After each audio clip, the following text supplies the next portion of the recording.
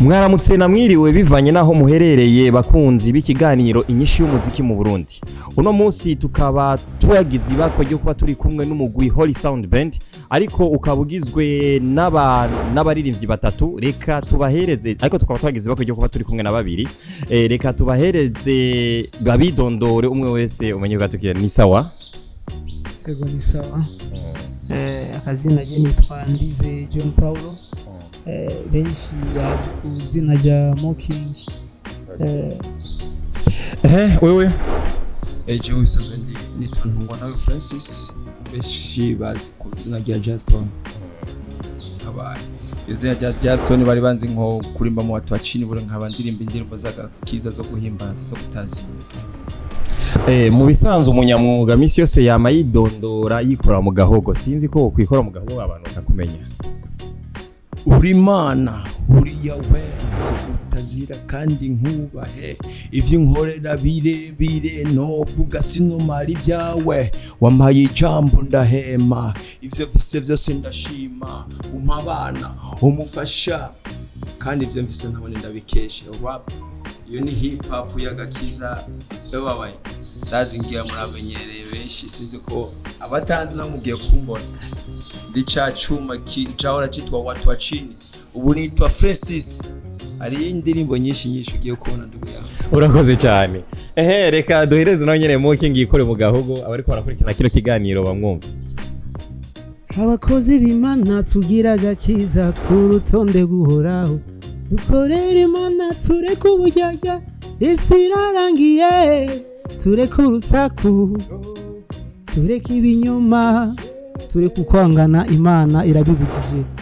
Murakoze cyane. Hama abani bo Holy Sound Band team bagizwe n'umugwi wabo. Muri make rero tugido nido ikiganiro cyacu inyishu y'umunyamuziki mu Burundi, twashaka tubabaze umugwi Holy Sound Band kubatawuzi woba watanguye ryari, wagihura n'ibiki kugira ngo mushike no munsi ngaha?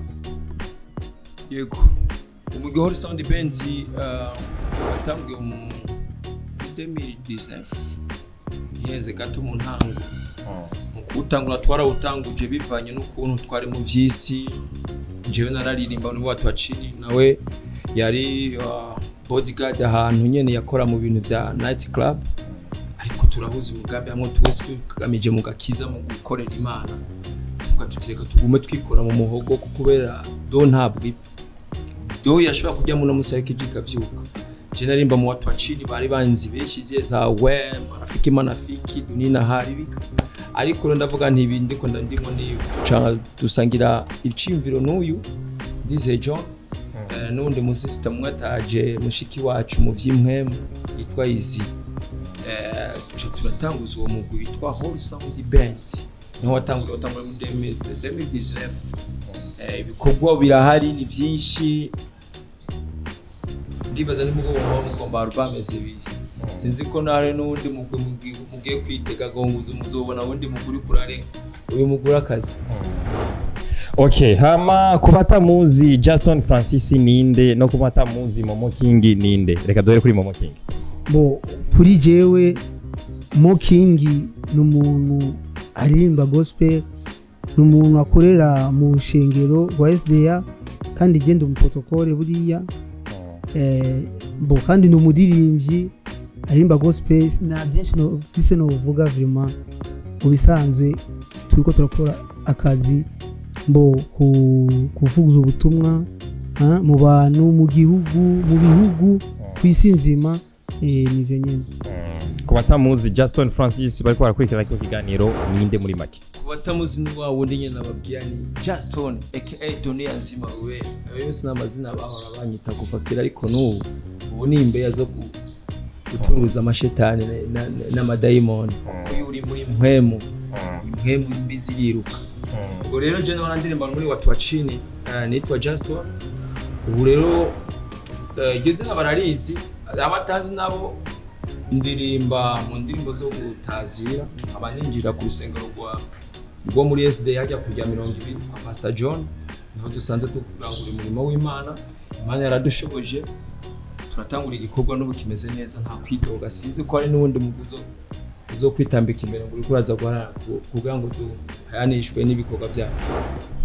Kuva muri watu wa chini umugwi wari ugizwe n'ibihanganye ngaha mu gisagara cya Bujumbura nka Dogby nka Ivasoni abo bose kubona warafashe ingingo yo gukizwa uheba ivyisi uza muri ibi bajye bagenzi bawe baciye wikurako canke nabo nyene muracyari kumwe kugira ngo umubahereze ubutumwa.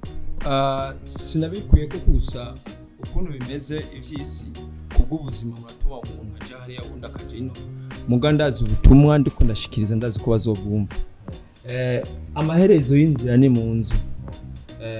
Iyo urakora ikintu ugakurikina kiriya kitari ciza wowe nyene umutima urakwagiriza. Iyo kwagirije uno munsi ejo ubihebe. Je waranyagirije nanje ndabahamagaye. Bakina Dogby baranyumva azi bazoyumva iki kiganiro bazokibona. Wa Dogby bakamuciba Ivasoni sise begera akakiza begera Imana.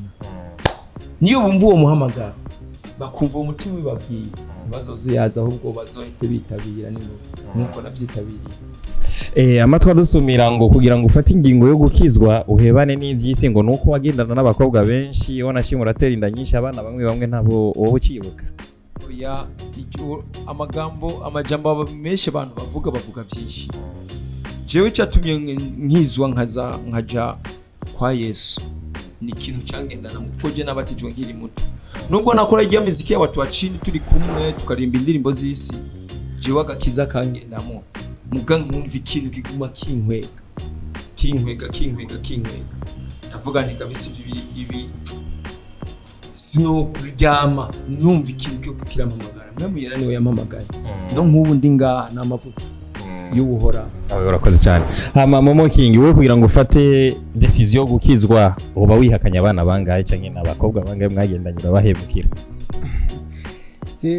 Kubera aho sinobisha kubera jewe nahora nkora muri boîte ya aho Biso na Biso yayikera mu ma 2011 gutyo mu 2012 gutyo vuba.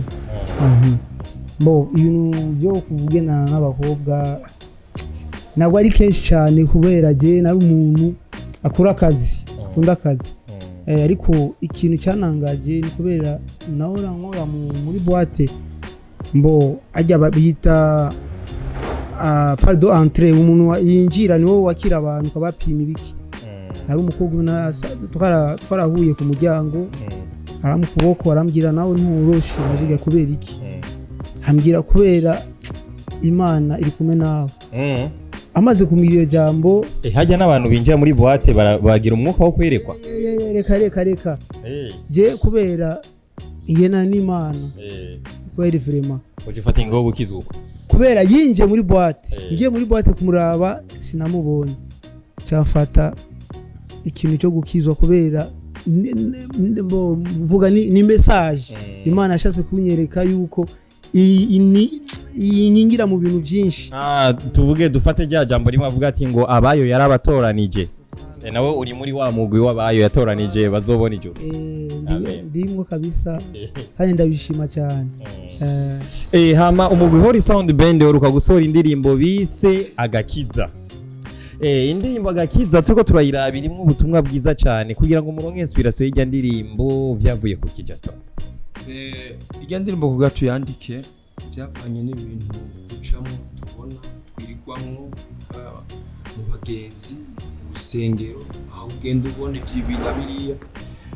Ijya ndirimbo mu kuga tuyandike twabonye imyitwarire y'abantu baba bakijijwe kuko umuntu akijijwe ategezwa kugendera mu nzira y'agakiza. Yutaye umurongo ntabwo kwita kandi umukizwa watumaze kugutuwa wawutaye. Rero iriya message ni message twaririmbiye abantu bakijijwe ariko batari mu gakiza. Cyo tuyihinduye yo kuba tugeka twandika indirimbo y'agakiza. Niho yavuye message. Turakoze cyane. Ni Holy Sound Band tukiri kumwe kuri micro ni Bienvenue Siniatama. Hari ikibazo ngira ndababaze mu cyishure ni kibazo kirimo ibice bitatu shaka mu cyishure cyarimwe. Mwebwe aho musanzwe mutuye mu karere cyangwa murangurira imirimo yanyu kuba mwarafashe ingingo yo gukizwa kuba mwagendeye mu byisi cyane ko mfata ingingo yo gukizwa babakira gute bo babakira nk'aba upcoming aba star cyane abinezereza. ukuntu batwakira aho tubaye naho dutuye, urabona iyo umuntu muturanye cyangwa akubona kenshi akakubona mu ibi na biriya, urabona nk'ibi byo kurimba by'agakiza n'iki ko tumaze n'umwanya nk'imyaka 2 tutanguje n'uwo mugwi wa Sound Band, benshi bibajije yuko ari flat twoba turiko turinyegeza mu makakiza kuko twahora mu vyisi, ariko ko buca butera buca bukira niko bamwe bitera bigenda bibubaka bakavuga ati kumbe vya bintu birimo serious, byabe babantu kumbe bari barakijijwe. Hari bamwe bakifata minenego, hari n'abandi bamaze kuvyima, hari n'abandi bamaze kutukwirikiza. Burya umuntu akijijwe afasha agakiza si benshi bamwizera, no kubwanyu murafise bwa bubasha bwo gusengera umuntu cyangwa bwo kubwira umuntu ubutumwa agahinduka bivanye n'ama message musohora cyane muri babandi biryohererwa gusa nyene kugira ngo mukundwe n'abakobwa. Kuri jewe sinuvuga kubera urabona buriya kuba umupasiteri cyangwa umuvuga butumwa sivyo, umaze kwakira Yesu ari ububasha sivyo, ari ububasha wakira uza muri wewe, niyo twita mwemu yera.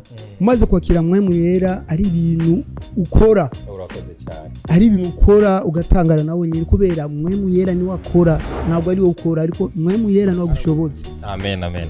Hama umugwi Holy Sound Band mushatse kwiha amanota kubwanyu, mubona yuko muri bakangahe muri kino gisagara cya Bujumbura cyanye mu gihugu cyose mu kuririmba mu mugwi cyane?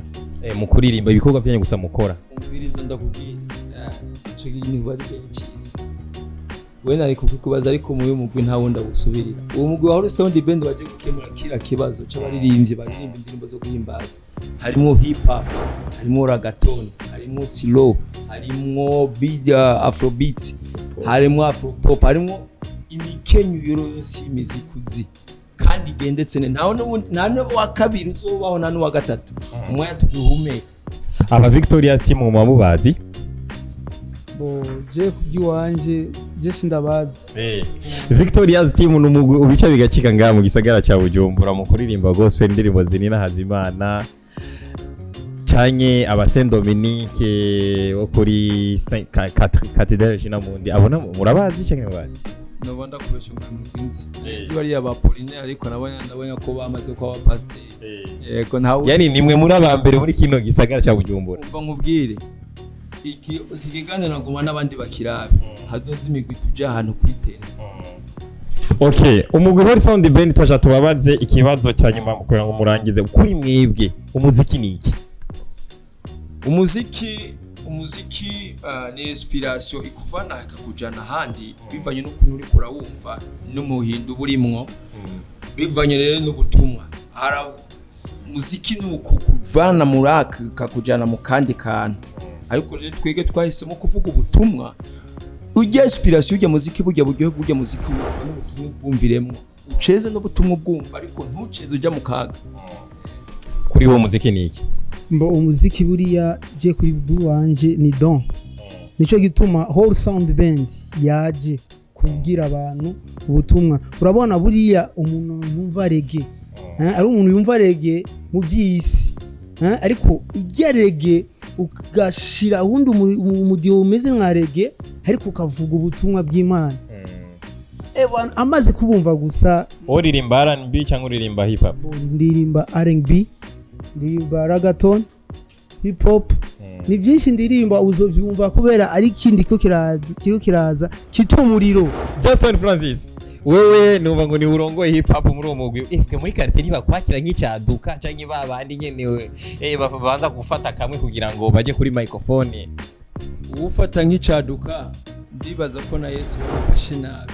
Ufata nk'icyaduka azofata uko yishakiye, ariko amenye vule upa bazosanga yisanze muri zero, kubera ageze je nahama hari umwami kiza ati Justin iva hari ahantu zenga. Rero je narahamaka. Urakoze cyane. Hama mu kurangiza kino kiganiro twashaka mutubwire ijambo rimwe gihumure ku bari barakurikirana kino kiganiro, musabika abanywanyi b'umuziki wanyu, niki kintu musaba leta igihugu cyacu kugira ngo bashigikire mushike kure? Ya kama kawaida kono bimeze, ico dusaba sikini sibina birebire. Ico tubasaba cyambere na amasengesho, kuko amasengesho agomora buri kintu cyose kibi mubandanye kudusengera musengera umugabanya Holy Sound Band abatatuzi ni Holy Sound Band uzoje kuri YouTube ni Holy Sound Band Instagram Facebook Holy Sound Band uzobona ibikorwa byacu ikindi naco twosaba uburyo sikirenga nabo bifuza gukora gufasha n'uburyo karibu turabahaye karibu umwami Yesu akabatahuza muzese mufashe igihugu naco kibanaye kudushigikira kutugenza kuko igihugu niwo muvyeyi wacu